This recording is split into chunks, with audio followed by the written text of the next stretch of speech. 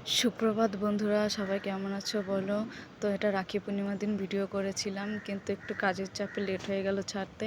তো সব আয়োজন করে দাদাকে রাখি পরাতে বসে গেছি। আমাদের মধ্যে অনেক নিয়ম থেকে সেই নিয়ম পালন করে দাদাকে রাখি পরিয়েছি। দুটো রাখি কিনেছিলাম, তো একটা সিম্পল রাখি আর একটা মোটু পাতলু রাখি। তো একটু মোটু আছে বলার জন্য ওর মোটু পাতলু রাখি কিনেছিলাম, এই যে দুটোই পরিয়ে দিলাম। তারপরে ওর জন্য একটা অনলাইন থেকে জামা কিনেছিলাম, তো সেই জামাটা দিয়ে দিলাম ওকে। তো সেই জামাটা পেয়ে অনেক খুশি হয়ে গেল। তো দেখো, মুখে হাসি যেন যায় না।